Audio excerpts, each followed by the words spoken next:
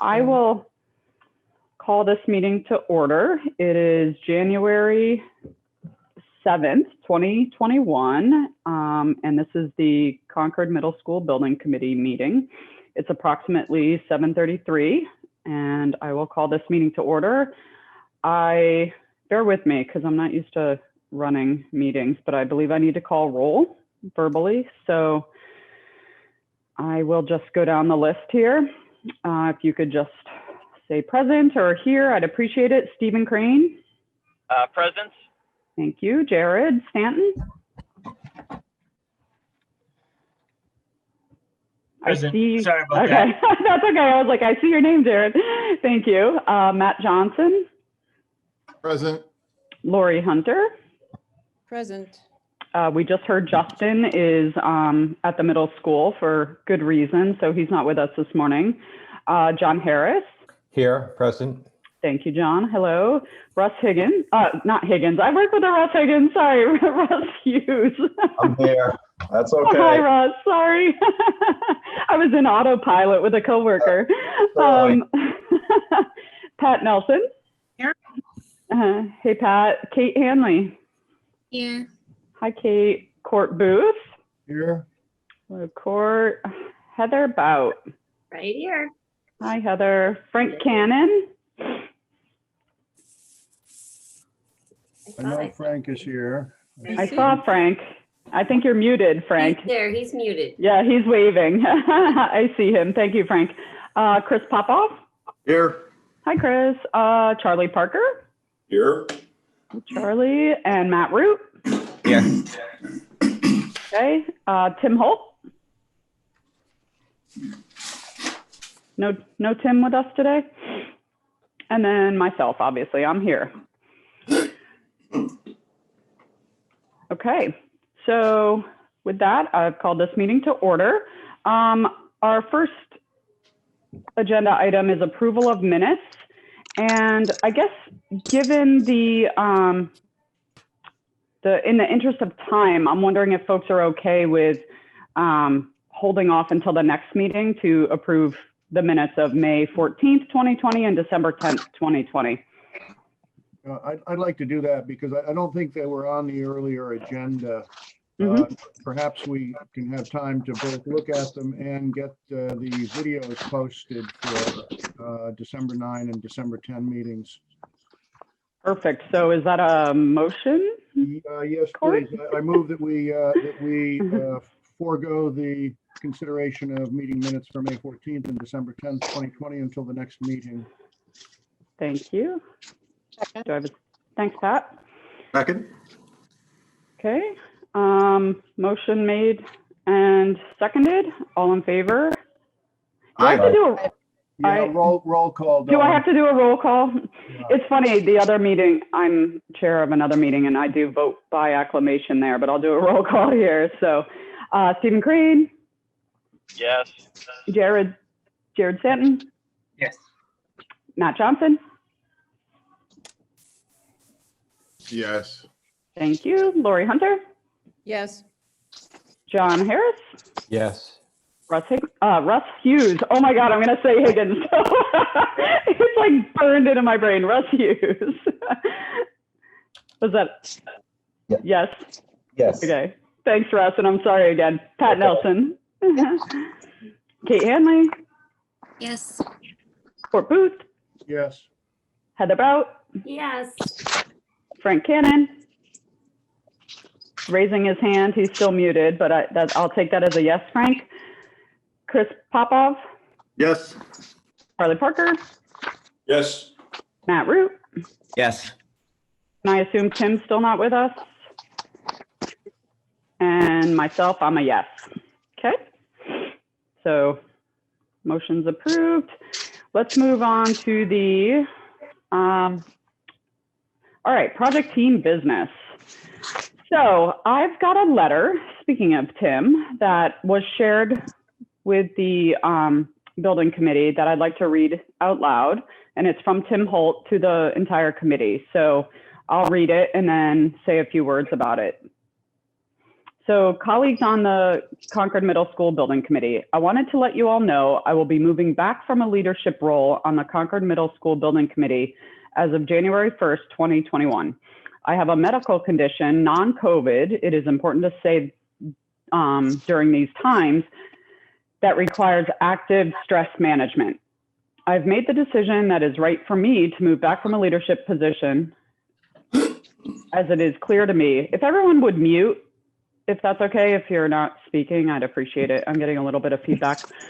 I've made the decision that it is right for me to move back from a leadership position. It is clear to me that that this role, by its very nature, may well be a source of considerable stress for the foreseeable future.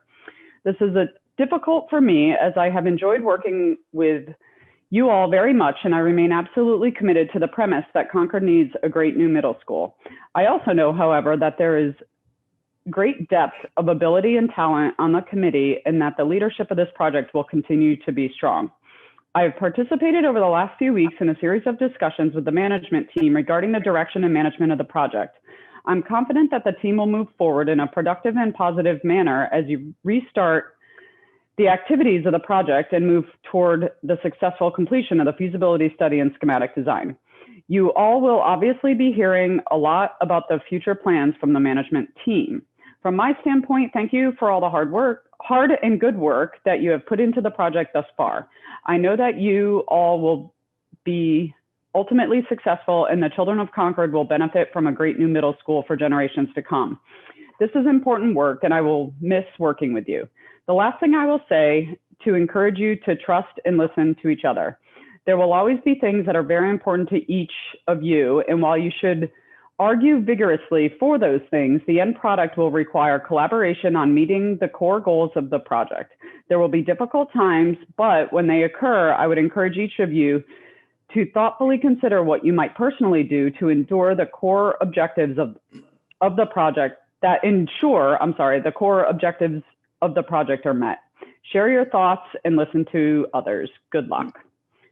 So with that, everyone should know that Tim has made this tough decision and has talked with Lori and myself and others about this decision. And we completely support him and want him to do what's best for him and definitely understand the tough decision that he was faced with. So we've encouraged him to still please be part of the building committee, just in a different role potentially. And we'll leave that up to Tim as far as his decision on that. But I want to thank him personally for his leadership. I said this to him, I said this to Lori, he was everything I'm not, which is organized and, knows how to run a meeting, and I'm sort of nuts and bolts and how a building comes together. So I will definitely miss him on a personal level. I appreciated his professionalism, his organization, and his leadership. So with that, I don't know if anyone has any other comments they want to make. I want to thank Tim for everything he did for us as a leader and as a group, and I will miss him. Yes, Court.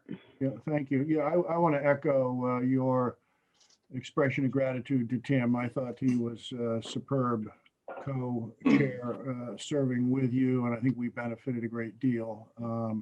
It's not the first major contribution he's made to the towns of Concord as well as Carlisle. So I think we all owe him a great debt of gratitude. I want to confirm what I read in the letter and what you're saying, and that is that I'll put it in my own words. He's on the fence now as to whether he'll serve on the committee. Is that a correct read? In personal conversations with him, encouraged him to still be part of the group. He felt as if stepping away and having someone who could fill the co-chair role made sense, that he was willing to do that. But I encouraged him that potentially we could find that role amongst our current members, and that he, because he's valuable and has a lot of history with the group, to remain on the building committee. And I don't have a firm answer either way from him. I don't know if others have spoken to him about that. I haven't talked to him since before the holidays, to be honest with you. Just giving him space and time to reflect. Good. I just wanted to confirm that understanding, and I'm sure we'll respect any decision he makes. Good, absolutely. Yep. Yes, Matt. Maybe some of the distribution lists are out of date, but I did not receive a copy of the letter. I'm a new member, so maybe that's the reason. I'm sorry about that, Matt. We will make sure that you receive this letter and that any future correspondence has you included. My apologies.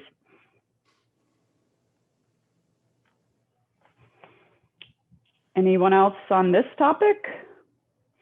If not, then we need to look for any sort of interest or potential filling of a co-chair position.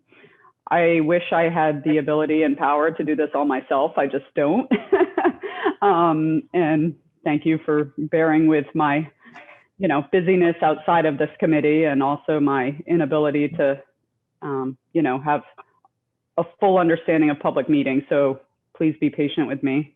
But if there is anyone who wants to offer, or if anyone wants to suggest someone who might fill that role, I'm open for comment.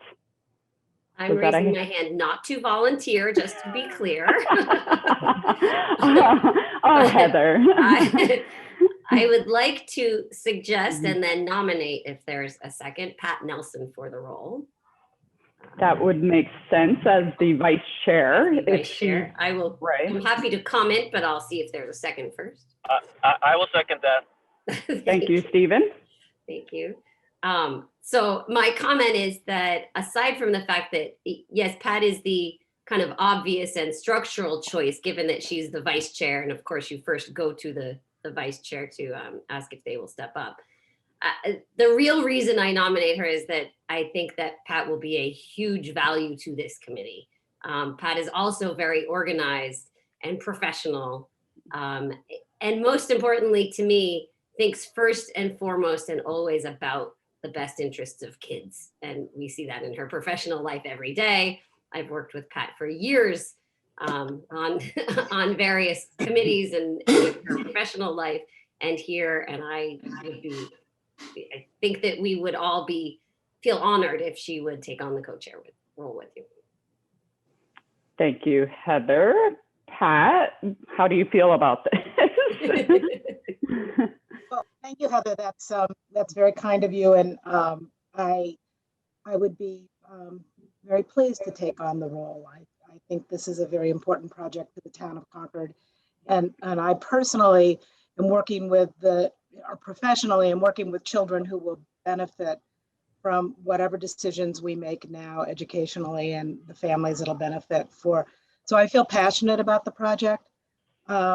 I think that we have the capacity and the leadership team to all work together to make the leadership team work well together. So I feel like there's quite a bit of support that would help me as a busy professional take on this role. So I would be pleased and proud to do so. Excellent. Thank you, Pat. I want to echo what Heather said about you, Pat. I think you're, in so many ways, my children went through Pat's program at CCC, and I know your love of children and education and how strongly you feel about that. So any other comments before I call for a vote on the motion? Yeah, No, and I think it's just worth reminding us all that Pat's has building committee experience. She was part of Thank the you. project, and I think that's just such a huge asset to bring to this. Absolutely. Thank you for the reminder. Court, did you have something else to say? Well, Pat and I have worked together on various things over many years. So Pat, I know your considerable capabilities, and know they're going to be tremendous. I also know that Tim and Dawn had a unique and complementary kinds of functions as co-chairs. Do you foresee them being kind of similar, or what do you and Dawn envision in terms of the co-ing and what both of you now bring to the table? So I'll just say that I knew this was coming, so I've had some time to think about it. Mm-hmm. That I do not have the nuts and bolts, nor did I have the nuts and bolts when I was co-chair of the Willard Building Committee. So I would see Dawn and I working in a similar fashion. I also want to say that there may be others on the committee who feel as passionately about the role of the co-chair, and that they may bring different skills than I bring. So I don't want to preclude anyone else from stepping up and saying, gee, I'd really like to be considered for this, because we want the best person to do this leadership role. But again, I will say the only reason I think I can do it is because there's such a strong team of people working to do this. I would hope that on your agenda, first and foremost is the responsibility to bring out the best in this committee, which I'm sure you can do. So thank you for stepping up. Thank you, Court. Anyone else? No other volunteers to Pat's point? If not, we have a motion and a second. I will call roll. Stephen Crane. Yes. Thank you, Stephen. Jared Stanton. Yes. Matt Johnson. Yes. Lori Hunter. Yes. John Harris. Yes. Russ Hughes. Yes. Pat Nelson. Yes. Do I guess? Yeah. As I said your name, I was like, do I ask her? I don't know. I see. Here's where I don't She know still the. gets a Can't vote. vote no, Pat. My alter ego, yes. She still gets a vote, but we could outvote her if she's changed her mind by now. That's right. Kate Hanley. Yes. Court Booth. Yes. Heather Bout. Wholehearted yes. Frank Cannon. I saw his mouth move a yes. Thank you, Frank. Chris Popoff. Yes. Charlie Parker. Yes. Matt Root. Yes. And myself, I'm a yes. So thank you, Pat. Hooray. I need you, and I look forward to working with you. Okay, so that leaves an opening, obviously, for vice chair. I don't know if anyone has thoughts on filling that role, or if we want to let folks think about it until the next meeting, come to myself or Pat or Lori with any questions about the role. I don't know if Pat wants to speak to what you did in that role. No. When I offered to do the vice chair position in the summer when we started, it was to be a sort of supportive role to Dawn and Tim, with, doing kind of bits and pieces that need to be done. But that really didn't turn out to be the case, that I was needed that much. So, my role was more on the communications committee. I'm not sure that we need a vice chair. It could be that we realize we do. Maybe Tim was so effective, but with the support that we've gotten from the public schools in the town of Concord, in terms of getting minutes out or getting meetings posted, the kinds of, I don't want to call them nuts and bolts, because I've already said I don't have the nuts and bolts, but it's kind of the nuts and bolts of running the committee, seem to be pretty well taken care of by the support staff that we're receiving the benefit of from the town and then from Hill and SMMA. So I'm not sure it's extremely necessary at this point. Yes, Court. I think that perhaps what's happened suggests that it's very important to have a vice chair, given the fact that it enabled us to bring Pat into the chair role. And I also think it's important to keep the citizen face of this very, very prominent, notwithstanding all the town employee support that we're getting, Pat. I don't have his permission to do this, but I'm going to ask if Chris Popov would accept if I were to nominate him, because I'm about to nominate him. Oh, thanks, but no thanks. I'll have to pass on that one. All right. Thank you very much. And I do that because I know that you have deep knowledge of the schools, that your children are already through the schools, and you bring considerable professional expertise to this. But you're on the committee, so that's where we need you. Thank you. So with that, does anyone else either want to make a suggestion or ponder it until the next meeting, possibly? Give it some thought, think about what's needed in that role, and either nominate someone or offer to be that person.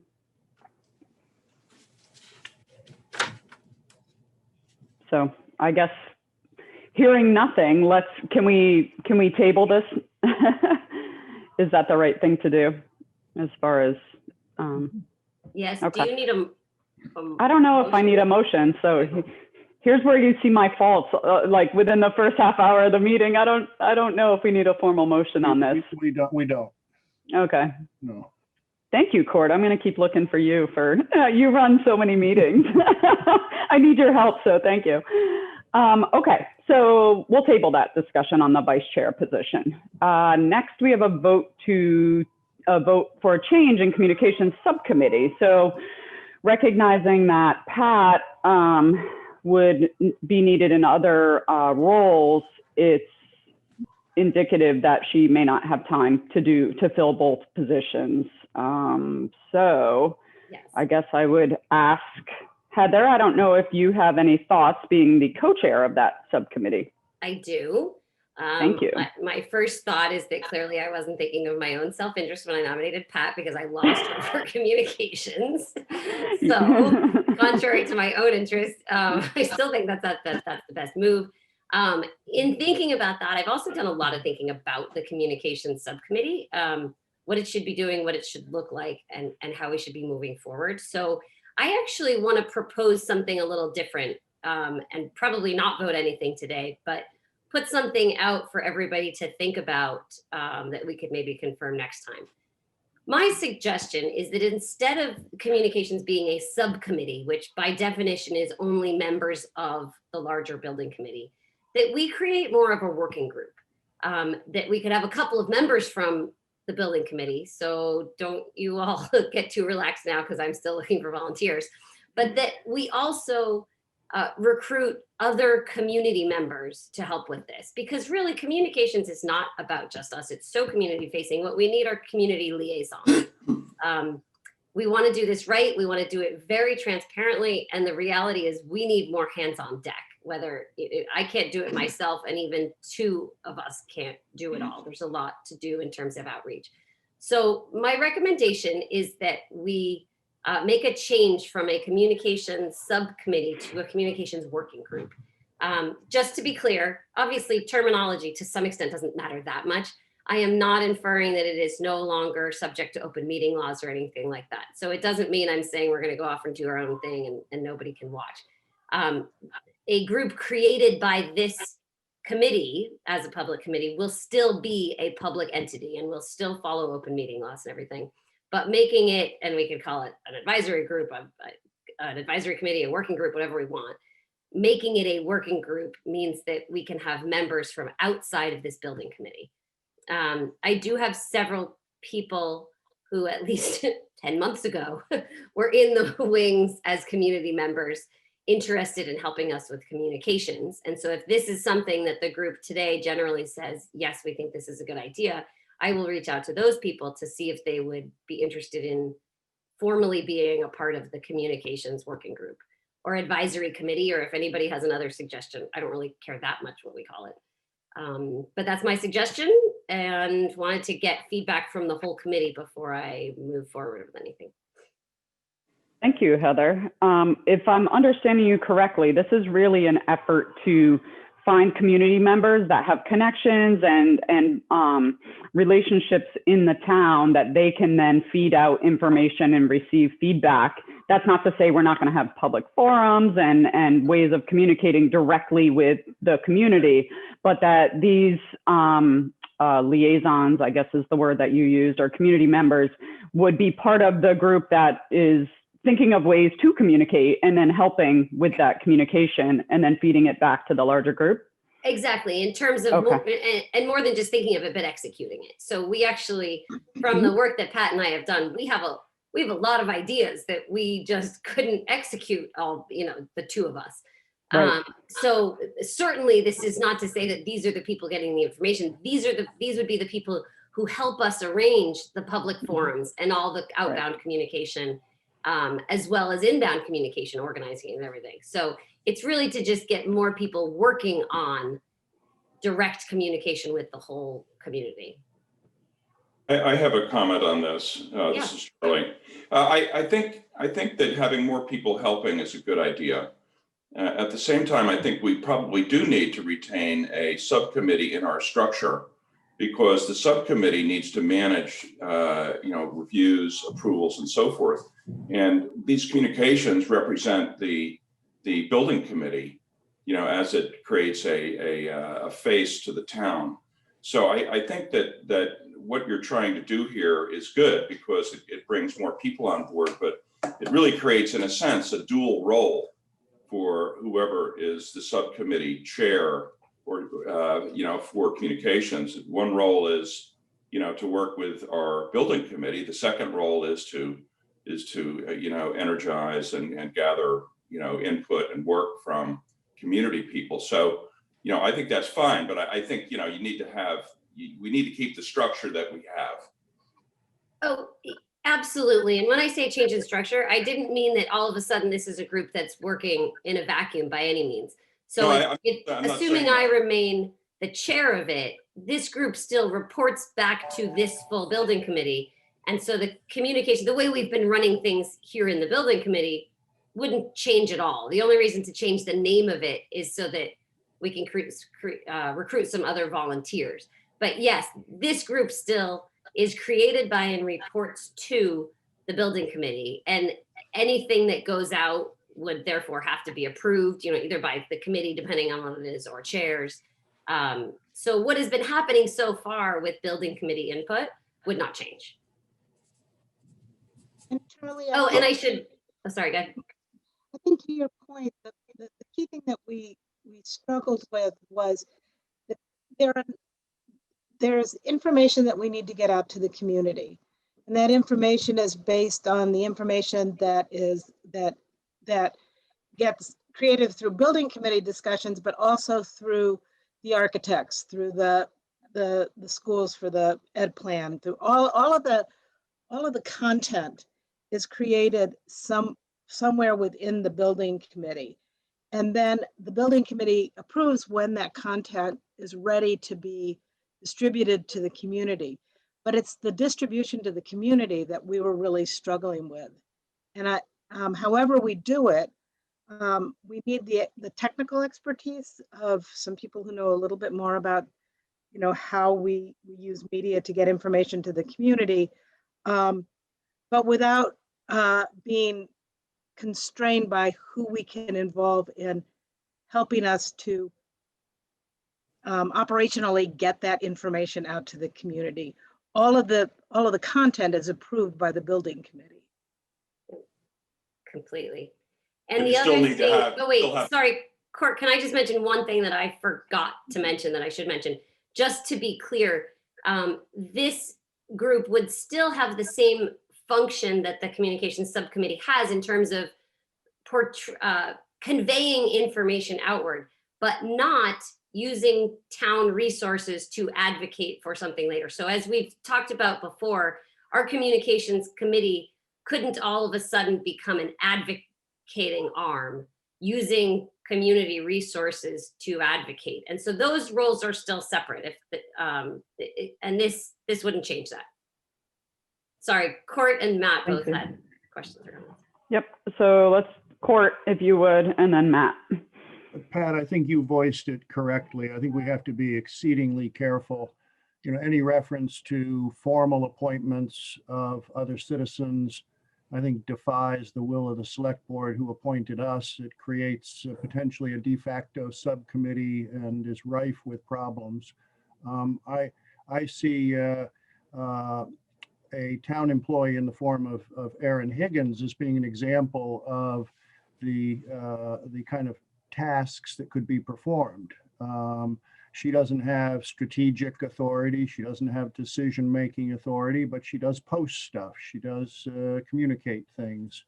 I wouldn't want to diminish the accountability of this committee at all. I think Heather, you said it well.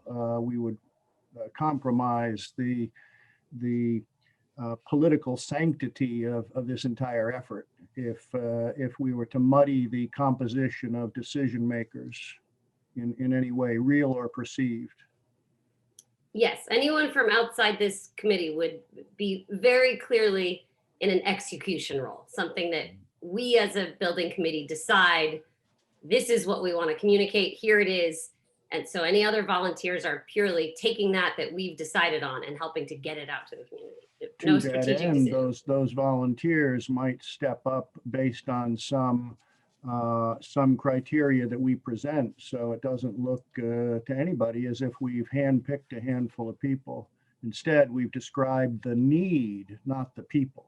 Yes, and I will do that also. When I said I had a few people in the wings, that was based on earlier output that was broad output to everybody. Oh, yeah, is anybody interested in this?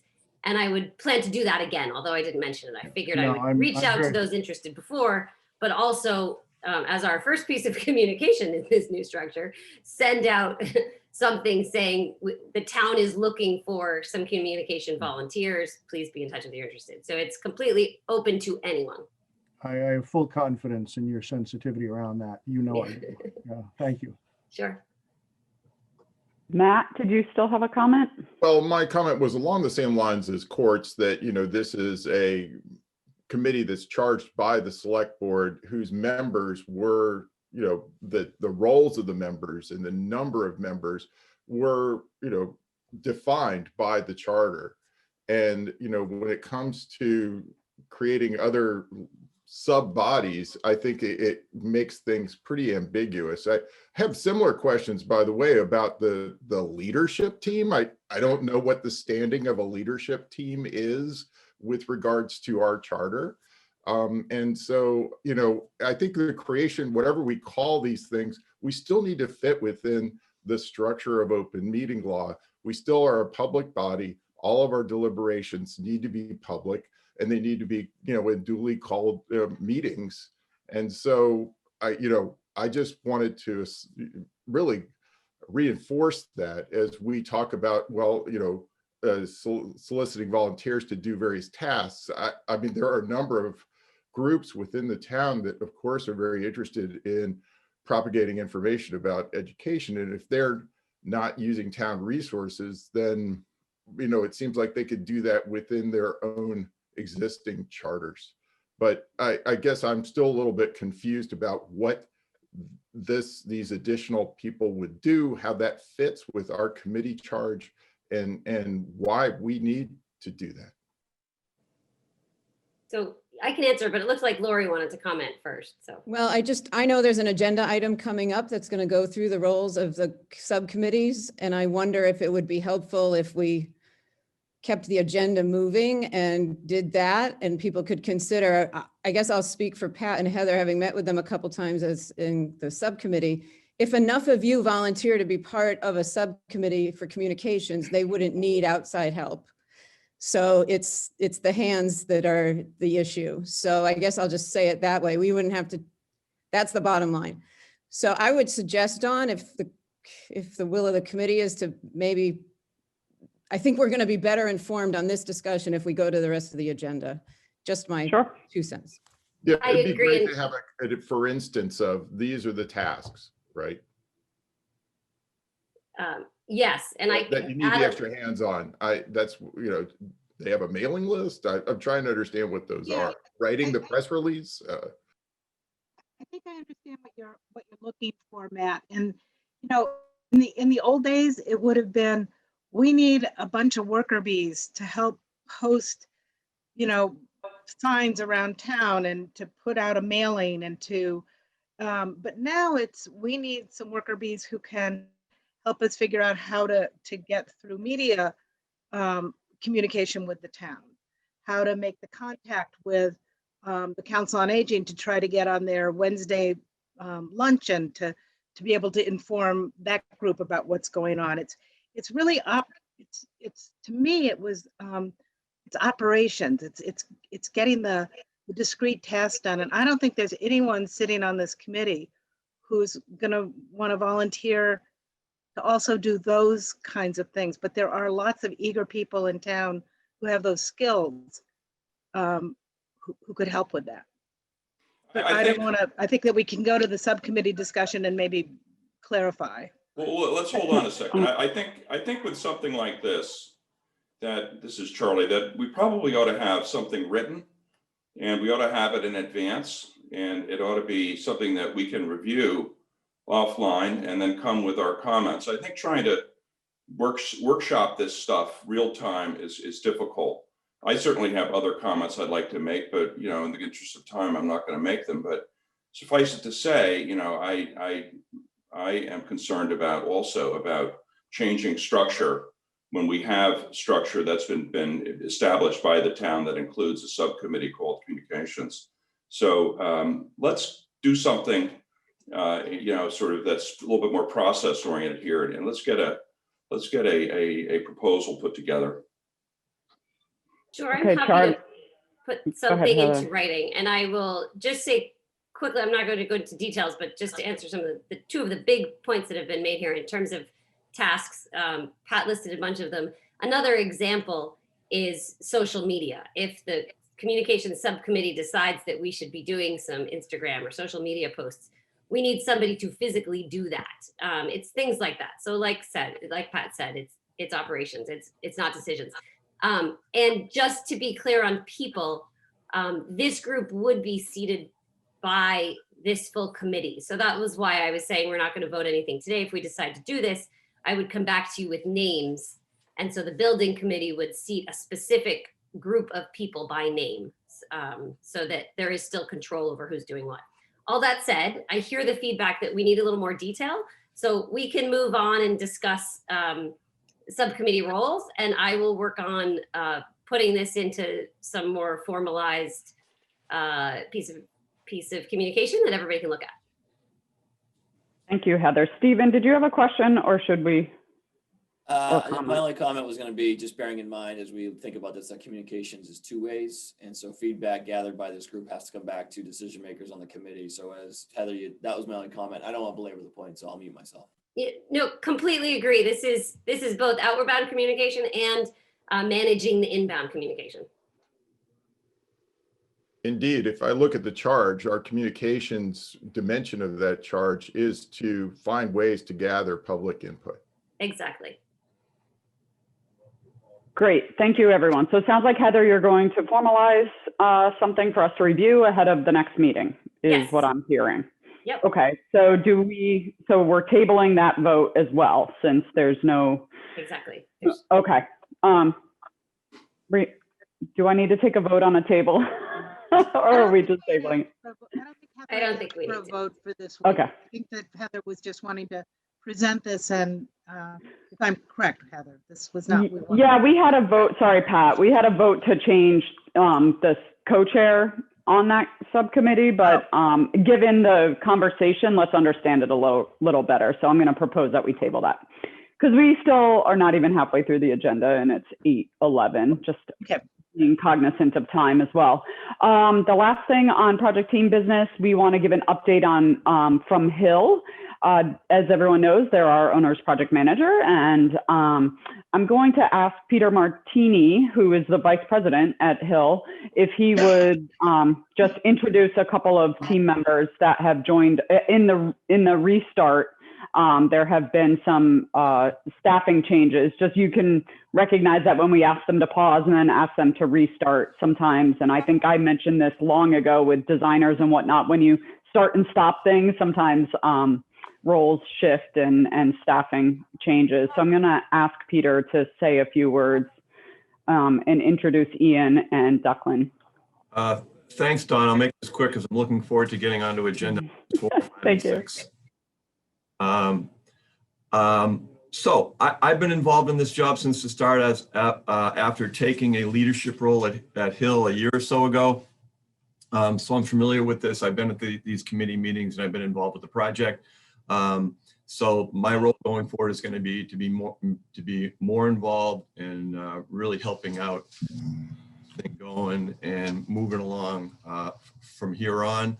Mike Carroll, who you guys know, is still involved, but he's going to be taking a little bit of an expert role. So as we need Mike to be involved in issues, he's going to be involved. As far as the meetings go, that's going to be me, Declan, and Ian. So Ian, who's on, been with Hill about 10 years, came to us 4 or 5 years ago from New York City.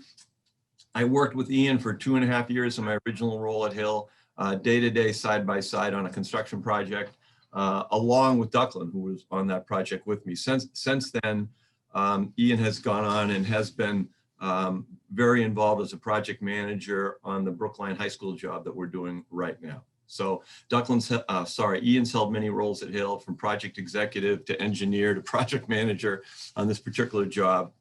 He's the project manager. He's worked closely with Declan on projects. Declan also has been at Hill for a while, for 4 years. He has worked with me in the past at Northeastern University, and right now is finishing up a job, the Brookline Middle School, which he was on for a couple of years. So thank you very much, Dawn. If there's anything else, any questions you guys have for them specifically, that's fine, but moving on, No. You'll be hearing from 3 of us. No, I appreciate that, Peter. I just didn't want folks to not know who they are, or to give everyone the chance to say hello, Ian and Declan, and welcome. And we look forward to working with you. Morning. Look forward to working with you guys. Thank you, Ian. Thanks again, Peter, for introduction. Thank you, Declan. So moving on to agenda item 4, we've got an education plan update. So Lori, I'm going to turn it over to you for that.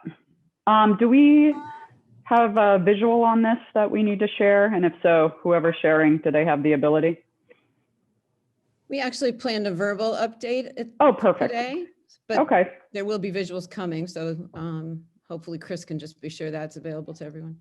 Perfect, thank you. So just in terms of where we are with the ed plan, and if you haven't seen it, we will resend it again in its current draft form. It is in a really strong, solid first draft at this point. We were able to work on it over the holiday break and get it to a place where it really goes in depth into all of the educational programming at the middle school. If you're not familiar with ed plans, it really is about every aspect of what goes into running schools, from the content and pedagogy, instructional delivery, with a big focus on instructional delivery, because that's what drives space requirements. So for example, if you're running a lot of small group work, you want to be able to spread them out and make sure that the room sizes are adequate or have them overflow into team spaces, et cetera. So we've done that work and are reviewing it. We had a really great conversation the other night with the Concord School Committee. Justin and the department chairs from the middle school, who are co-authors of the document, all weighing in on their own individual areas of responsibility and expertise. We were able to talk at all aspects of the school, whether it be lunch and the need for how the schedule works there, and some of the other pieces. I think I'll cut to the really highlighted important pieces we've discussed, which most of you have heard some about, and I think the document's going to do what we were missing before, which is really justify what we've been referencing in the design work so far. And the top priority there is the teaming, and that I don't think is a surprise to this committee. But the ed plan will be the driver to the teaming. It will be the driver to the other decision-making pieces. So we'll send you out another round of it probably today, just in case anyone didn't get a chance to see it yet. I'm actively working with Justin and the department chairs to work through the feedback we got from the school committee, with the intent of making some revisions. Probably, I had hoped by Friday. I'm winking at Heather and Court saying it's probably going to be Saturday morning. so they can review it with those adaptations and really constructive, thoughtful revisions. The school committee is slated for a vote to approve the plan on Tuesday. So it's really formally the document this committee then uses in the design process. I don't know if we want to invite Kristen Olson of SMMA to talk just a little bit on the role of the ed plan going forward. I think you'll probably refer to it in your slides, but maybe a little highlight of it now would be helpful. I do think one theme that we saw reoccurring in the school committee meeting was an ask for spaces to be referenced, or rooms or room types. And I just, because of that theme, I wanted to make sure that everyone's aware the ed plan is supposed to focus on the educational plan and how education is performed. So that's about teaching and learning. That's about group sizes. That's about environments for teaching. So there is intentionally at this time no direct reference to specific spaces, because it will be the charge to our team, SMMA and you and Cole, to take what the objectives are of the educators and translate that into space. So this will come full circle when we then come back with a space summary saying this is how we interpret your teaching and learning and how we think you could implement that in a spatial framework. And then at the very end, once we have buy-in on that concept and how and that implementation through working with the subcommittees and groups, we will then be adding to the ed plan a designer piece that specifically says, this is how this is being reflected in your concept. So that will come later. And I just wanted to make sure that everyone who might have the same request otherwise is aware of that as you read the ed plan. Thank you, Kristen. I think there's a couple points I just want to make. One, thank you, Lori and Justin and team for pulling this together. I've worked with a lot of districts on writing, helping write, and so I don't write them, but reviewing and commenting on ed plans, but understanding the magnitude that it takes to get one written and available for comment. So that time is appreciated, especially considering all that's going on in the world and running schools these days. And then to Kristen's point about the blurb, that's something that the MSBA and their Facilities Assessment Subcommittee asks for, so that it's really clear to the folks who are reviewing the educational plan that the project supports that. And that's typically at the end of a section, the architect says, in architectural terms, this is what they're saying and that they need to provide this education. So just so everyone knows, that's what Kristen's describing, and that is forthcoming. And that's different than what was talked about at the school committee meeting, which we participated in on Tuesday, which was great to hear their feedback on the actual education component to it. And I think something that's not there now, or maybe it's in the works, Lori, is sort of an executive summary that really highlights the value of the teaming approach. So I know that's forthcoming and is on her list of things to do before next Tuesday. So does anyone else have any questions, comments? You know, Dawn, I think we just had such a, really thorough conversation about communication. The ed plan is obviously going to be an incredibly important tool as the project moves forward for the community.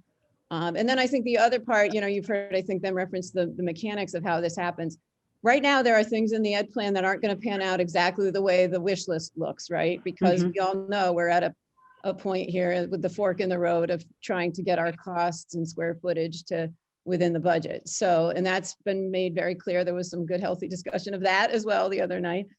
So I just want to be sure everyone knows that the ed plan creates the vision, but then the reality matches it. And that's what Kristen and Dawn have referenced and how that gets documented as the project moves forward. So I will resend the ed plan, and if the link to the school committee meeting is available, I'll send that as well in case you didn't spend your evening the other night with us and want to listen in on the 2 hours in depth of the ed plan conversation.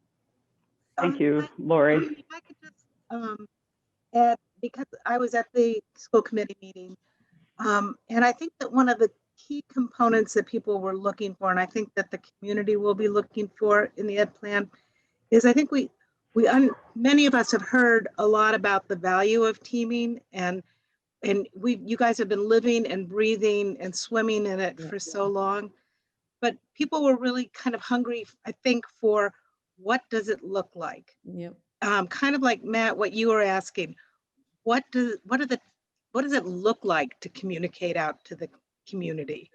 So some more kind of nuts and bolts of, well, what does a team look like? And one of the things that you said at the meeting, Lori, was that one of the drivers for costs is a commitment to teaming. So while we need to know that we're passionate about it, we need to know what it looks like, and then some hardcore data on why we want to pursue it. Totally agreed, Pat. Absolutely. Thank you, Pat. Any Court? Just very quickly, for those of you who were not at school committee Tuesday night, one of the many things we tried to impress on the authors of the Ed Plan draft was to help us understand what is visionary, what is potentially possible or hoped for in the future, because we recognize that as different from givens about today's program. And so we want to be able to look at that document and understand what already is baked into commitments and programs, and what secondarily does a beautiful facility enable in the future, potentially or intentionally for future years. So we hope to see that called out, so we know what is vision and what is necessity today. Thank you, Court. That's a great point. What will this building allow them to do in the future that they want to do and can't do now because of the constraints within the building? Right. Great point. Thank you, Court. Any other comments regarding the education plan? If not, look for an update from Lori and potentially a link to the school committee meeting if that's available when she sends that out. Nothing? Okay. Let's move on to the designer update, which Kristen has agreed to do, kind of give us an update on where we are, what we're going to be doing. I think everyone after the last meeting sort of had this overwhelming sense from the folks I talked to. There's a lot to do in the next few months, and understanding where we're headed and all working toward a common goal to get there became critical coming out of that meeting. So we stopped over the holidays, took a deep breath, asked Kristen to lay out sort of what that looks like, and to remind us a little bit about goals and where we were, what we've done already to get us moving toward that in the next few months. So with that, I'll hand it over to Kristen to give us an update. Thank you, Dawn, and I will share my screen with some slides. So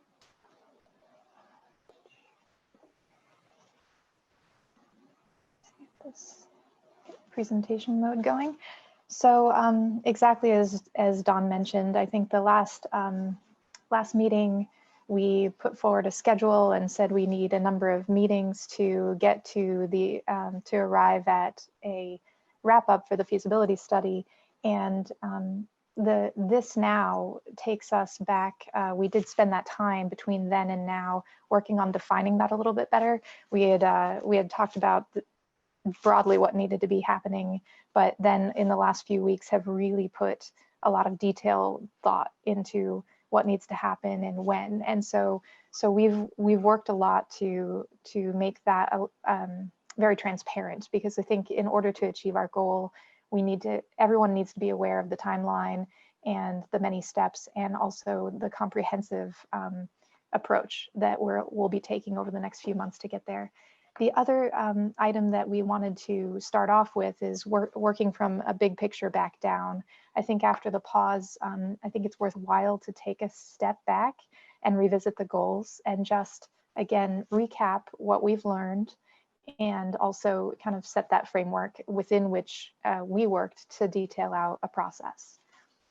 So there's been a lot of conversation about the budget, and in our last feasibility study phase, we definitely were working on an incremental list of items with all of the subcommittees, nice to have and up to wish list, and very optimal kind of interests for every piece of the project. we found that that exceeded the $100 million total project budget, and we are committed to being on budget. And so for the purpose of the second phase of the feasibility study, we will be working to deliver a product that is within that budget. We know that in terms of project cost, that is 100 million. The 80 million is established as the approximate construction cost limit. I think everyone's aware that that is a result of taking the 80 million and applying what is industry standard for soft cost multiplier, which is 25%. And if there's interest in diving a little bit more into that soft cost, we can definitely let us know and we can develop a presentation on that. Right now, we're just using the industry standard of the 25% multiplier for soft cost. So the design team will be working within the 80 million construction cost limit. And it's our charge to make sure that we present and work with you toward that goal. Another big picture goal item is, of course, consolidating the two schools into one. The Sanborn site has been a given since day one, and we plan on proceeding that way. The design enrollment of 700 students was established early on and is remaining consistent. We did do another check-in with Lori on that and projections. So we're remaining at 700 student assumption and grades 6 through 8. We've heard a lot already about the team teaching model, and we're proceeding with that as a given. And that is in contrast to the junior high type model, which again, it sounds like the ed plan will be delivering a lot more information on team teaching and what that means in the next version.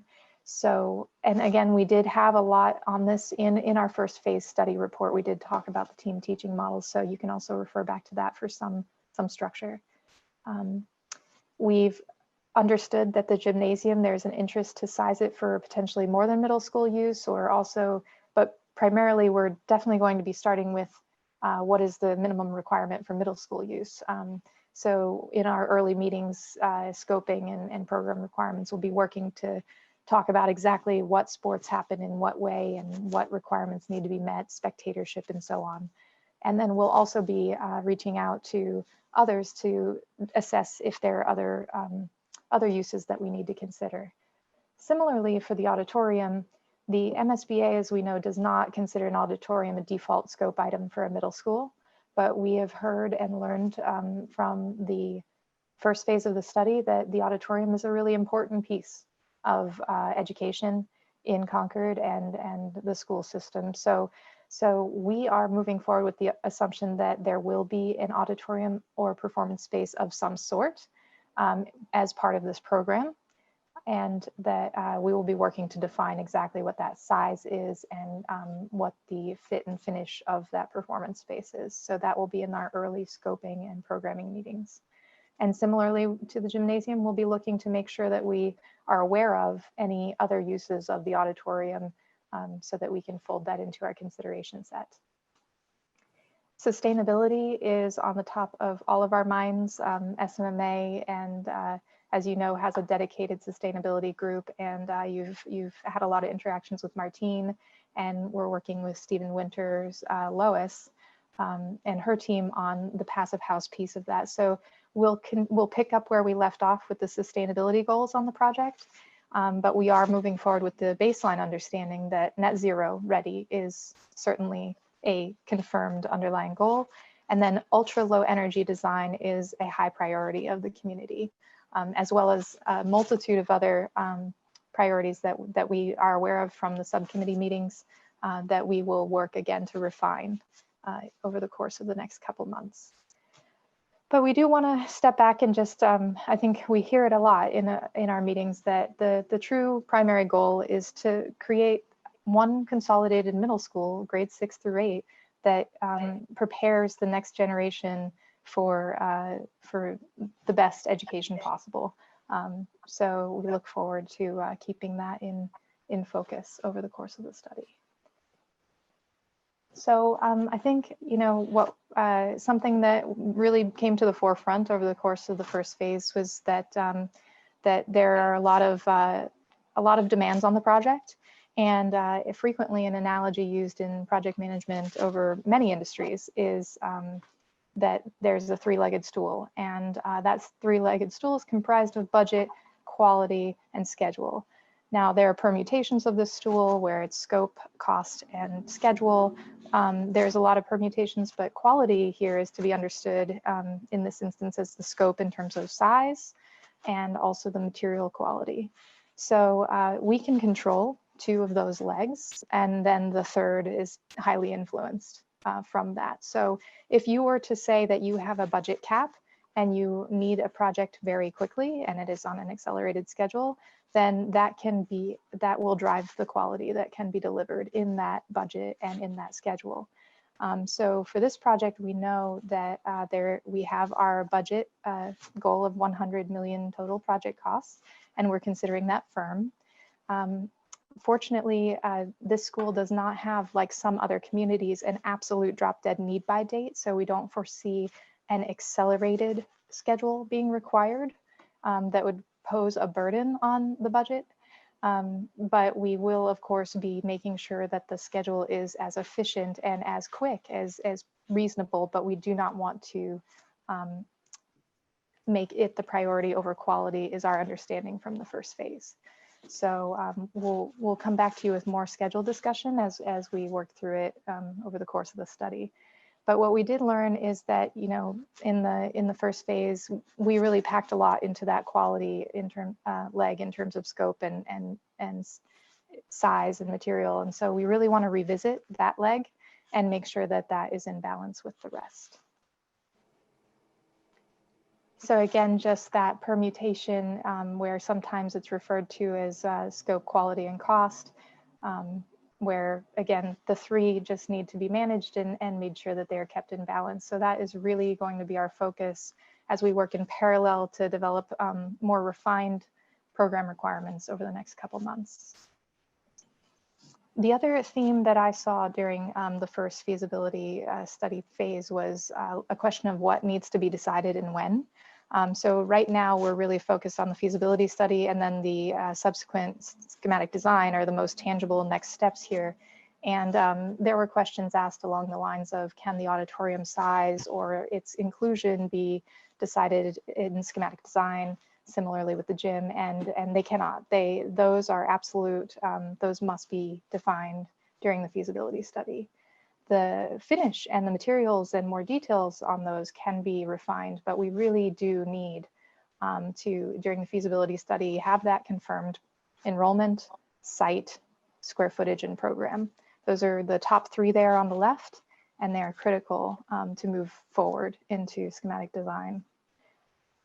The site constraints, I think, you know, we didn't talk about them very much in the first, but we did perform surveys and geotechnical analysis and all of that in our first phase, and we still have that information, and we'll be using that to inform cost and siting and all of those pieces. So that's critical during feasibility, is just understanding your constraints. Building materials and massing, we do during this phase get a general impression and goal setting for those. You know, some communities say they absolutely want a low, you know, single or two-story building. Some communities will come in and say we want something more compact. So those are the kind of decisions and input that we're looking for during feasibility. Materials, there are low-cost, high-maintenance materials. There are very standard materials for schools, and there's kind of a higher level of finish. And so we'll be working with your design subcommittee to make sure that we're in the right ballpark in terms of our materials assumptions, because those goals do inform cost as well. We already know that we're going in with an all-electric building. Some communities will define that as all electric except for the kitchen or except for science or something like that. So we already did some legwork during phase one to understand that we are looking at a fully electric building, and that's something very critical to decide early on, as it influences the EUI and project costs and planning. We, again, from the sustainability subcommittee, have a great grasp on your EUI target. I will say that a lot of times during the feasibility study, we highly encourage the community to keep a range in mind. It's a very preliminary stage of the project, and a lot of more detailed energy planning and modeling comes later. And so we typically encourage everyone to keep a range in mind, and we help to advise you on what that range is. We do understand that Concord is looking for the 25 EUI, and that's our starting point for this. Again, budget expectations must be set early on, and then the construction delivery method is also very critical, as that influences costs and schedule. So I won't go into detail on the schematic design, but basically once we have all of those fundamentals set and decided, in schematic design, we really go into refinements. And there are still floor plan changes and adaptations that occur, but they're on a very small level. The building won't change locations on the site. It won't change how many stories or, you know, some of the bigger picture items. So a lot of the detail is just fleshed out in schematic design to develop a very detailed cost at the end that would be used to go into your town vote. So I just wanted to set that context both for anyone who's watching from the public. I know some on the building committee may be more savvy than others, but I think it's really important to keep the decision making in mind. Framework wise also, there are costs that we really don't have any influence over and can't control, and there are some that we can control. And so I think it's important to keep in mind that we are looking at demolition of the Sanborn building as a result of siting this building on the Sanborn site and having that then available for fields or parking in site program. That is a cost that is not optional. So we're considering that a fixed cost. That cost doesn't fluctuate much from project to project. So we have a very good idea of that from the first phase. Abatement, again, that was an investigation that was performed in the first phase, and we have cost information on abatement. That is also a non-negotiable fixed cost that we are taking out of our pool of cost resources for when we develop the rest. Septic system, we know that this site requires a septic system, and that is a fixed item as well. Code compliance is guaranteed for this facility. That is our charge, and that is also a non-negotiable that has costs that come with it. And escalation is something that is determined by what the schedule layout is, and we work with the cost estimators and our OPM partners to make sure that the escalation is appropriate, but it is not something that you can change unless you change the schedule. Of course, it is subject to market conditions. So costs that we can control, again, revisiting some of those early decisions, square footage, the engineering systems, electric or not. When electric, there are engineering systems within that can be chosen. The site program and extents with building materials, delivery method, and sustainability. So I think as we go through these next couple months, the key is that we work to revisit and confirm what the minimum requirement is, as well as those nice to haves, so that our project team, SMMA and Ewing Cole, can take all of that information and bring back to you recommendations that you can then use to make a decision from. So we are going to work very hard with your committees and subcommittees to make sure we get the information as a baseline. So this is the portion of the presentation where we were working to define the different groups and subcommittees a little bit better, because I think we saw in the earlier part of this meeting that that it would be great to have some more clarity on that. An educational leadership team is a very common group that is formed for a school project. We as the design team need a smaller group than the entirety of the school to whom we can reach out and get the fundamentals of the educational requirements. Now that educational leadership team, you'll hear from Lori and Justin, they're constantly in touch with their teachers. SMMA has interviewed all teachers in various groups at the schools. That educational leadership team is really just our conduit and our main point of contact for the educational requirements of the building. And they have championed the ed plan and will continue to work with us to make sure that we are meeting those goals. So again, this leadership team is just responsible for helping us to understand the educational use of the gym and auditorium, the site program, and for us to check in with them on how we have interpreted the ed plan into a space summary and making sure that that does in fact reflect their teaching and learning methodology. The design subcommittee, I like to think of your more specialized experts on really the nuts and bolts.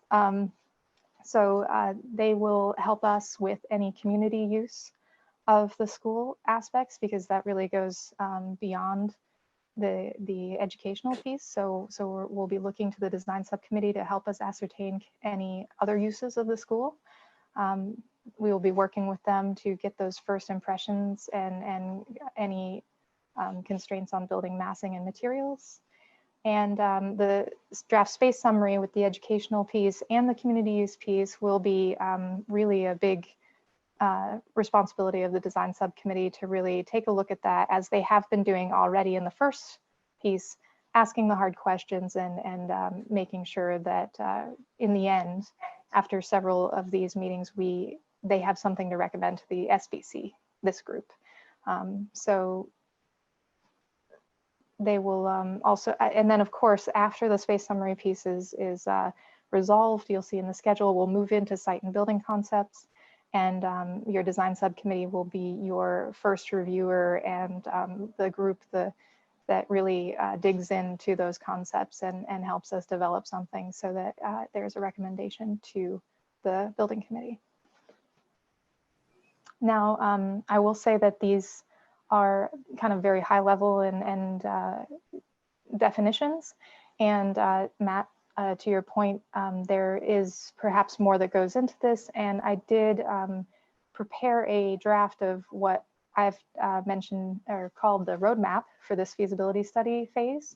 And that attempts to go into a little bit more detail on these subcommittees, and that's been distributed. And I would look forward to anyone's input to see if there are any items that anyone feels were missed or need to be revised. So do take a look at that roadmap document and let us know if that is consistent with your understanding.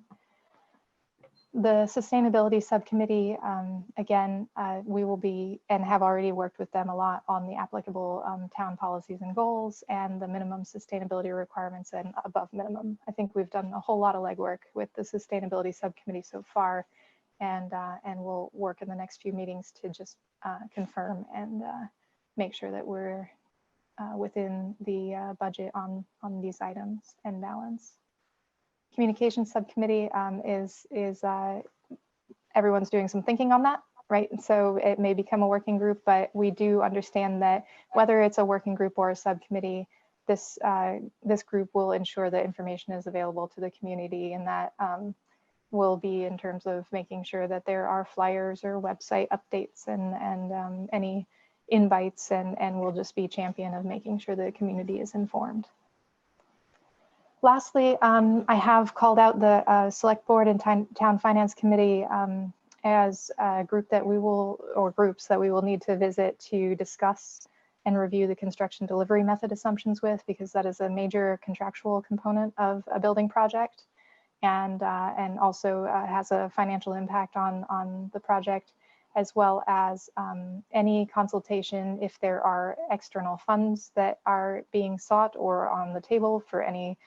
If there were additional site program, for example, these would be the groups that we would visit to ascertain if that were something to be kept in the consideration set. And then also the Peabody School will, at the conclusion of this project, be vacant. And so I think we just want to make sure that we are keeping in mind what that looks like in terms of scope and cost, and so that at the end of this project, it's not sitting there with no plan. So we'll be making sure that we close the loop on what the plan is for the Peabody School and site. And finally, just consistent check-ins on cost and budget. So then community input, we want to make sure that we have a lot of it. And we've scheduled some touch points in these next 4 to 5 months to have large community forums, but also we really need to dive into those other uses of the school building. And I've broken them down in use types for this slide, where we'll be wanting any input on athletic programs, any other performing arts programs, and civic use of the school building. So we think that that is best hosted by the design subcommittee. And so I've been working with Court already to see if we can wrap our minds around how best to fold that into the design subcommittee's meeting set and make sure that we are gathering this information as an input and point of reference for the project. And then again, outside of that, we will have several large community forums to touch base and get larger group input. So in terms of a process, I wanted to, just kind of talk about the fact that it's really the charge and the burden of the design team to make sure that we are giving you everything that you need to make decisions and formulate your recommendations. So we plan on coming to these first meetings that I've laid out and proposed with information and really informed options and thoughts on next steps for any of these components, whether it's sustainability, community use, auditorium, and gym. So we'll be coming to those first meetings very well prepared to have a very informed conversation with you about what questions we have and information we need, as well as getting so that you then can take this information in our step 2 here and give us feedback and discuss, pose questions, and provide that feedback. So the first meeting will be kind of that informational start and kickoff, which we would collect your feedback, and then we'd come back with a response and with updates and get your feedback once more before we then move out to the SPC recommendations. All of this, can't forget the 3-legged stool, so we'll be working with everyone to make sure that anything that's presented and discussed is kept in that framework, and so that we at the end arrive on budget. So on a big picture level, and I think we only have a couple more slides here, and then I'm hoping to open it up to questions. For 2 months, we're really going to be revisiting that space summary now with the education plan in hand and project requirements. So we're going to be working with a lot of the groups to really make sure that we have a firm grasp on that, so that at the end we can vote the space summary and any of the other salient program requirements. So that'll happen over 2 months. Then we have the development of the concepts over 2 months and the vote of the concepts at the conclusion. So here are our 4 community forum touch points, as well as our CMSBC meetings that we see as particularly necessary to keep you all informed and up to date on the subcommittee's work, and to make sure that we have votes that can move us forward into next phases. In a much more micro picture, we've laid out proposed timeframes and sequencing for all of the subcommittees, and have circulated that in your packets, and have this proposal of that first inform, second update, and third decide meetings is what you'll see as a pattern in these meetings. And so again, those agendas will be developed with the subcommittee chairs, and we'd like to get these scheduled as early as possible, again, so that the public can participate and at least be aware of where we are in every step of the process. So, and then this on the right just carries out some of those big decision items where, the decision to recommend a space summary before the CMSBC vote and so on. So we'll be having a lot of interaction with you all over the next 2 months, especially. So then I just have the goals recap, but that would conclude the presentation. And so I'd like to open the floor for questions and comments. Thank you, Kristen. Does anyone, I can only see your, here we go. That way, if anyone is physically raising their hand. It's a little easier to see. Does anyone have any questions, comments for Kristen and her team? Yeah. Yes, please, Matt. Well, I was just looking at that schedule. It appears that there's been about a 1 month delay relative to the preliminary schedule that we saw in December. And I guess, I just wanted to ask what caused that change. I mean, in that it has been less than a month since we last met, and now the schedule is over a month, about a month longer. So of course that always, in a 3-month project, that always concerns me. Yeah, I think that we had a lot of concerns about the pace of the previous schedule. It was very aggressive and would have there's definitely a sequence to the decision making that and a level of information that needs to be gathered, and in order to do that thoughtfully, we just felt that the additional couple weeks were needed to really make sure we have all the touch points with all of the subcommittees, have room for the community forums. It takes time to get feedback, and we just don't want to. This is the most important part of the project, is defining your project, and so we really can't afford to rush that and come up short. So we just worked really hard to lay out a very thoughtful sequence of meetings and reviews to make sure that we can achieve that. Thank you, Kristen. I think, and thank you, Matt, for your question, because it is important for everyone to understand. I think some of the feedback we got after the initial schedule at last month's meeting it was like almost a scramble mode, like, oh my God, we need to do everything now, yesterday, right? And there was a lot of, we need to act immediately. And with good intentions, folks were trying to start their subcommittees or start movement on that. And myself, Tim, Lori, all sort of said, hold on, let's let the designer set that pathway instead of everyone having their own pathway, and let's all work towards something. So given the feedback, given the importance of this critical piece with community input and making major decisions, I think it's fair to say we didn't want to rush, and we want to do this thoughtfully and respectfully to the town of Concord. So all of those things combined added the couple weeks that you're referencing, Matt.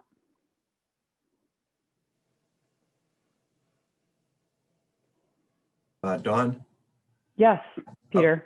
Peter Martini. I'm glad Matt brought that question up, and I just want to key on something that Kristen said in her slide that had the circle and the responsibilities, that Kristen was very clear that it's SMMA's responsibility to get all this information and be prepared and bring it to the table. However, I would add that it's just as much Concord's responsibility to make sure that they respond and fulfill their obligations as part of this process. So I think that the agreement, a little bit difficult, let's spread this out a little bit, but that being that as it may, we've all got to do our part to make sure that we are keeping on that. SMMA is going to be doing a lot of good work, and we've got to, make sure that we're keeping the information flowing from Concord City. Thanks for that reminder, Peter. Any other questions, comments for Kristen? I'm just recognizing that it's 8:56. We still have a couple agenda items, so I don't want to move past this, but want to give folks the ability to ask questions if they have them. Yes, Court. In the interest of time, if we had comments and didn't want to use meeting time today, what's our mechanism, Dawn?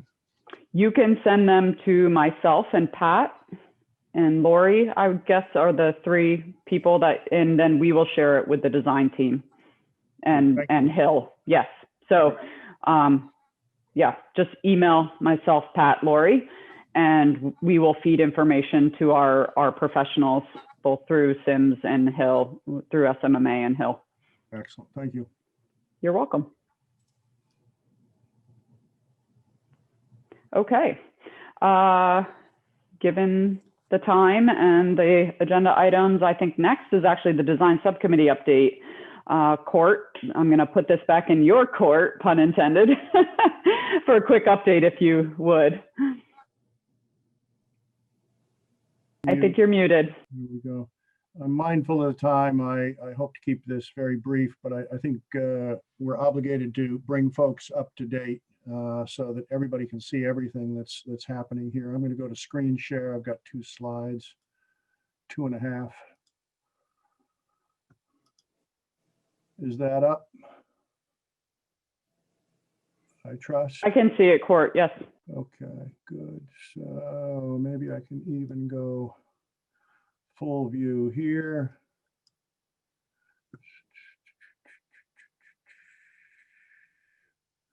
Maybe I'll just expand it like this. All right, that's going to have to be good enough. This was the original charge. I appreciate that. It looks like our membership has changed. Our charge has been rewritten a little bit, and we'll dive into that. I don't see any problems with that. I'm delighted that Russ is going to join us. Pleasant surprise. Thank you. The reason that we wanted to present today, thank you, Dawn, is that in fact, during the pause, there was a non-pause in the sense that Charlie Parker and I requested permission to look at the design that was on the table at the present time and the data that supported it. In lieu of an ed plan, we used actual program data and school-based data and looked at the design, tried to understand it. And I would point members in the community to our meetings of November 19th and December 9th. The first one is available on the website. The minutes have yet to be approved. But what we did was try to, number one, understand the design and its efficacy. Number two, in so doing, work a model that we thought would serve us well in the future as additional design configurations or building changes might come our way. It really did point to the need to consider benchmarks that we would use. We decided some time ago we would be our own MSBA, so to speak.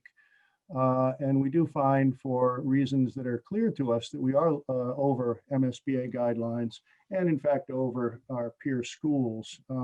This was explained rather nicely on Tuesday night at the school committee about not only the teams, but the extent of the team approach that we want to pull off in Concord.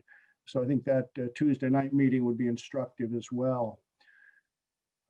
In terms of actual utilization of the rooms in that building that was in front of us in 2020, we were looking at about a 68% utilization with a strong case to be made that unscheduled space is used by teachers. And we compared this with the MSBA guideline of 85%. We're not like a hotel looking for 100% occupancy, but we are looking for efficiencies here, I think, because they are among our budget drivers. But again, it brings us to trade-off conversations, as we frequently note. We did use as another benchmark the Gates School, because this was considered to be one of the exemplars, and most of us visited it. Although it's not identical to what we envision in Concord, it approaches it. It too is over MSBA guidelines, not quite to the extent of the current design.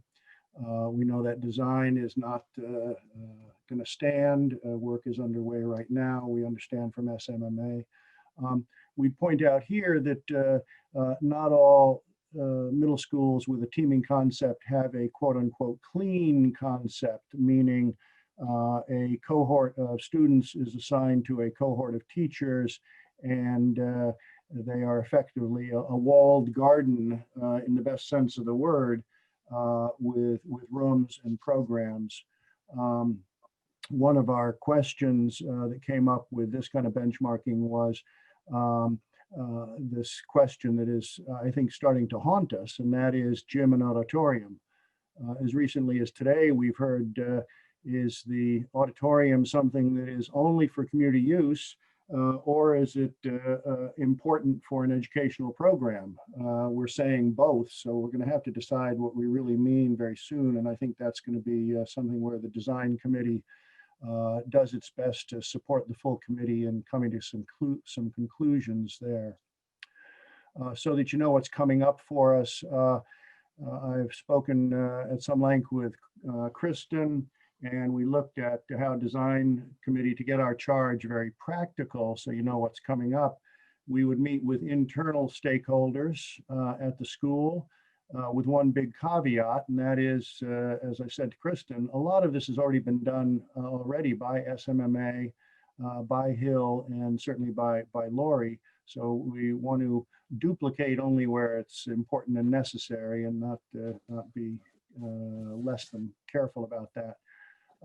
Then secondly, critical stakeholder meeting, and then finally some effort to put together recommendations at this stage for the entire committee. So Kristen and I discussed how those 3 meetings are critical in the near term, and I appealed to her and said I expected a 4th preparatory meeting, and surprise, sorry about this, this only came up last night. Design committee, I hope that we can meet, this is a typo, not January 12th, rather January 14th, keeping with our Thursday schedule is the date that Kristen and I want to toss out to you. So I'll be in touch with you later today.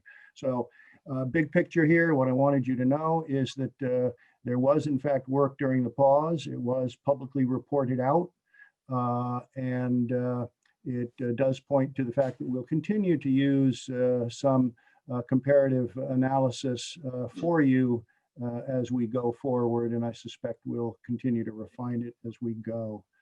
And Dawn, that's all I've got.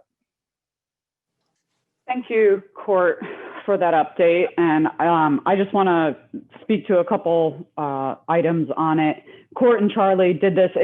The way that the pause happened, it happened in a place where our building wasn't meeting our budget, and I think we all know that. And this was a proactive effort on their part to see where some of that excessive space, if you want to call it that, could be.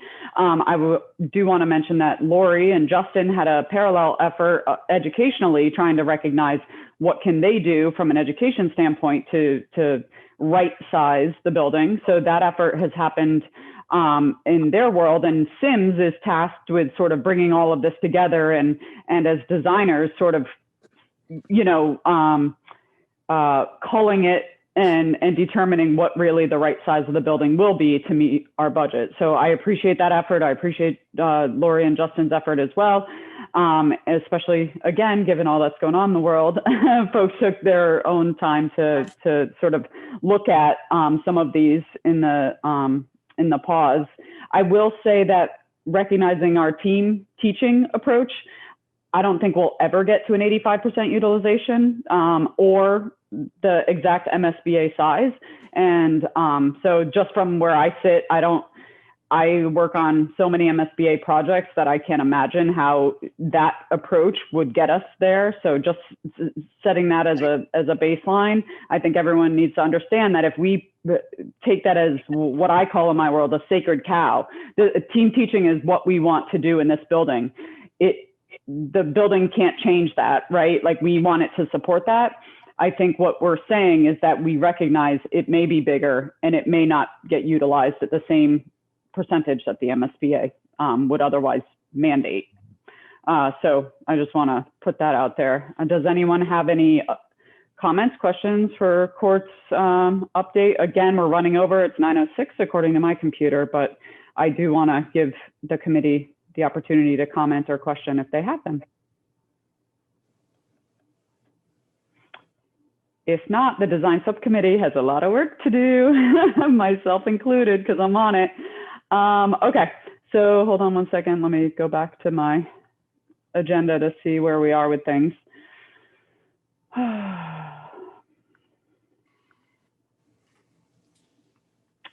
All right, so correspondence. Does anyone, I have not received any. Is anyone aware of any correspondence we need to speak about? Nope, I have none to report. Yep. Sure, Heather and then Court. I was just saying I don't have anything to report. Oh, okay. Court, did you have something? Well, I simply want to note and recognize Heather for and others for their efforts to make certain that every bit of correspondence over the last 18 months has been collected, and it'll serve us well when we do additional outreach efforts in the near term. So thank you. Absolutely. Thank you, Heather. There was a last spring, it was coming in fast and furious, I know. So I'm sure we can expect that as well as we ramp up now. So thank you for that. Any public comments? Yes, Carlin. Thanks. Please Carlin Reed, 83 Woodsend. Yes, you folks have a big row to hold ahead of you. And I think you're well on your way doing a good job. So keep it up and just keep doing it. Thanks. Thank you, Carlin. I appreciate your comments. Yes, Dean Banfield. Hi, yeah, I'm the observer from the Finance Committee. Hi, Dean. So my question is financial. We had a really exceptional situation with this project, which is that we had to pause it. We've gone through a pandemic. Can we just get a quick update on where we are on the burn rate against our funds? And is there any opportunity for us to use, CARES Act funding or anything to kind of paper that over in the event that we run this thing over on the feasibility piece before we even get to schematic design? So that's my question. That's a great question. Stephen. Yes, Stephen. Yeah, so, Thank you. I was looking for you, Stephen. Yeah, no, I can't answer the burn rate question off the top of my head. I think it's, we are, that's I think a follow-up conversation with the consultant team and the leadership team to kind of gauge that. Dean, it is a good question. We've just unpaused fairly recently, so we haven't gotten there yet. But in terms of CARES Act, this really wouldn't be the delay caused by the pandemic for something like this isn't really eligible. I know the last time we ran the numbers Tim was really focused on that. So we've been within what we expected. We still had some funds left. So I think what we need to do is sit with SMMA and Hill and be sure those will project out for the duration, but we were in pretty good shape, or very good shape even. Yeah, thank you, Lori. That was my recollection as well. I just didn't want to misspeak, so I appreciate you saying that. And we can update that, Dean, for the next meeting. We will have that information available. Thank you. You're welcome. Any other public comments? I don't think I see any. A couple screens of participants, so bear with me. With that, is there any new business? I think I do see one hand raised. Oh, thank you, Kristen. Yep. John Hickling. Hi, John. Good morning, everyone. Thank you, Kristen, for noticing that. I had a very brief comment. I'd like to thank and commend you for that presentation. I thought it was terrific and goes a long, I'm a member of the Finance Committee, but just speaking for myself. Thank you for doing the presentation. It touched on so many important topics, and I really look forward to the updates. So thank you, and that was great. Thank you, John, for your comment. What's your address? Sorry, 111 Monument Street. Thank you, John. Good to see you. Happy New Year. Okay. With that, I am going to entertain a motion to adjourn. If there's nothing else anyone has. I'll move. Thank you, Chris. Second. Thank you, Court. I shall call roll to vote on the motion to adjourn. Stephen Crane? Yes. Jared Stanton? Yes. Matt Johnson? Is he still with us? I think he dropped off. Okay. Lori Hunter? Yes. John Harris? Yes. Russ Hughes? Yes. Pat Nelson? Yep. Kate Hanley? Yes. Court Booth? Yes. Heather Bout? Yes. Frank Cannon?